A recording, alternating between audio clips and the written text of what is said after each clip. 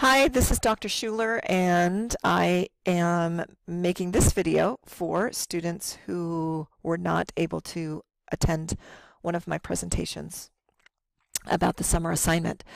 You are either forecasted for AP Literature or you have expressed an interest and have not yet put your name on the list. If you haven't yet, I would make sure that your teachers get you forecasted quickly for this class. I started out the summer packet by just showing you what students say about my class.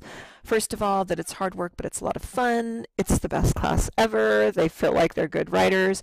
I want to point this quote out in particular. I have many students who take AP Literature as their very first advanced English class they've taken here at South, and they are all so glad that they took it. Some students start out the class, they don't like to read because they never have time, but this class actually made reading really fun for them, and now some of them even think of themselves as readers. The summer assignment, students say that it makes the senior paper easier, which it does. That's why I've created it.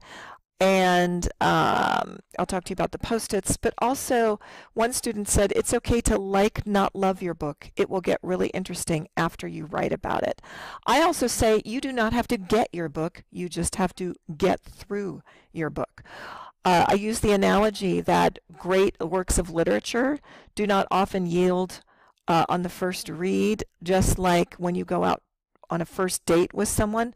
Some of the most interesting people are those who do not unfold everything about themselves on the first date. They actually leave a little mystery. So you do not have to get your book, you just have to get through your book, and it will, I promise you, your book will get interesting after you start to research it and write about it.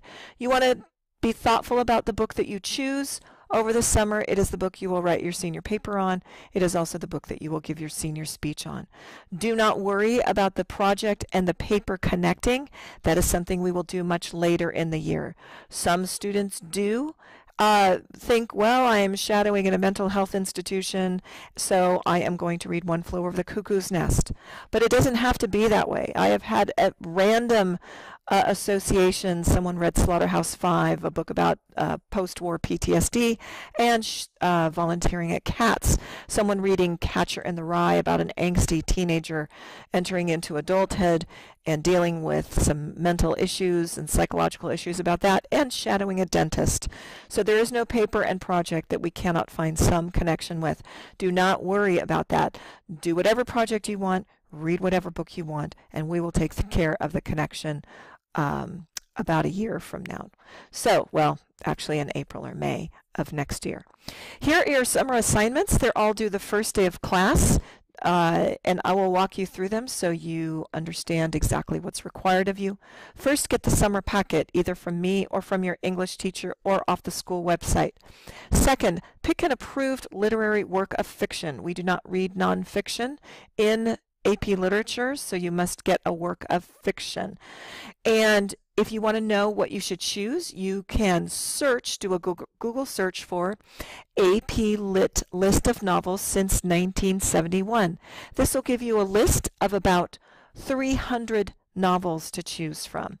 The other option is to get a bookmark from your junior English teacher, and that list will include, I'm going down here, your bookmark will include a list of all of the works that my students from this year have recommended to you coming in. Oops, I'm going to take this one out of here. Yes, no, Oscar, wow. Anyway, so here's a list, but this will be on a bookmark. My seniors have read these. They recommend them to the students coming in. There's another book that was strongly recommended, and that was Cold Mountain. I'm going to add that here. I've had several students read that every year, and they love it. Okay, so you can look at one of these lists. These works are shorter, like some people read of Mice and Men. It's less than 100 pages, and they say, wow, I still didn't get that book, even though it was short. It's still challenging. These others are challenging as well, though short. And again, it's not about getting it, it's about getting through it. You can do a play as well, and please save these for next year. Don't choose those. Although Pride and Prejudice we may not read next year, so you can, I'm opening that up to you. Okay, let's go back to the first page. Now, after you pick your approved literary work, what you're going to do is go to this book log on pages 2 and 3. Now, as you are reading through your book, I want you to keep track of where the 5 plot points occur. So the first thing you're going to do, let's start here. You're going to record and put a post-it note on the page range of the plot points. And by that I mean a post-it note in your book. So, and before, you can do this little activity here. These first 2 sections, you can either do it before you read or after you read. What you want to do here is just bullet point 3 cool facts about your author or your playwright and 3 cool facts about the historical context of your book. And I mean bullet point right briefly. Okay, so you're going to find the 5 point as you're reading through. As you read through, look for the exposition. How is the work open? How is the major conflict and character introduced? Look for the rising action. Where do things get a little dicey? Look for the climax. Where's the highest point of conflict or tension? Look for the falling action and the resolution. And then you're going to write the page ranges for each of these. Maybe the exposition is page 3 to 45. Rising action is page maybe 53 to 104. Maybe the climax is on pages, 3 pages. You know, maybe it's page 210 to 213 or something, etc. And where's the resolution? Once you have these page numbers established, take a post-it note, just write, and you can take a really little one. You don't have to take the big ones. And you write exposition on it, page whatever, 11 to 34, whatever you want, and then post that, put a post-it note in your book. Okay, that's 5 post-its to start with. Now, you're going to add 10 more post-its to your book. As you're reading through the exposition, you're going to have 4 bullet points here. 1, 2, 3, 4. And 2 of them are going to be a briefly worded significant scene from each one from the exposition, and 2 phrases from significant quotes. And all of these will have page numbers. So you'll be typing, you know, your first significant scene. Okay, and that's whatever that is. Gatsby throws first party. Nick attends. Maybe that's, you know, your first one. Then your second scene is going to be, I'm thinking of what else is happening. Oh, we meet Daisy and Tom. Daisy, Tom, and Jordan. Okay, do you see how that works? Daisy, Tom, and Jordan. And then the next one is a quote. And again, it's going to be a portion of a quote. And let's say this happens, I don't know what page this is on for Gatsby, but let's say it happens on page 22, and this one happens on page 28, all still within the exposition. The quote, her voice glistened. Okay, let's say there's a bigger quote, and that's, let's say, on page 15. Maybe you think that's important. Do you see how that works? And then your next quote, your second quote is some important quote. You know, I'm just throwing something out here. But he looked askance at her. And let's say that's on page 22. Maybe Tom looked askance. And you think these are important. Okay, so do you see how you have that? You've got 2 scenes, you've got 2 quotes. You've got the page numbers. What you're going to do is you're going to pick 1 scene above and 1 quote. You're going to put a post-it note on each page in your book of these. All right, and then over here, you're going to write a brief 1-sentence summary of 10 words or less. Okay, brief 1-sentence summary of 10 words or less, and then you're going to work your way through the book log like this. You're going to do the same thing for each plot point. I have you pause periodically to answer other questions. Everything must be handwritten, nothing typed. I have scoring guides for everything so that you know what to do. By the way, everything has a score because the writing is a little difficult at the beginning of the year. But I have a lot of opportunities for you to get masteries on these things. And if you have 15 post-it notes, you get a mastery. If you've filled everything out with the page numbers, this book log, you get a mastery. Okay, here's your scoring guide for that. And I do this so that the formatives and summatives, I give lots of opportunities for you to get A's in the class to cushion that writing that is a little bit troublesome at the beginning of the year until you get to be a good writer. Okay, The next thing you're going to do is write a paragraph. Pick one of these things, a character, a setting, weather, a symbol, whatever. Hand write a paragraph. And if you have a brief one, it's a meets. If you give an obvious attempt with more details, and it's advanced. If you follow the instructions and add 2 quotes, it's a mastery. This is practice. You don't have to stress out about it. Do your best.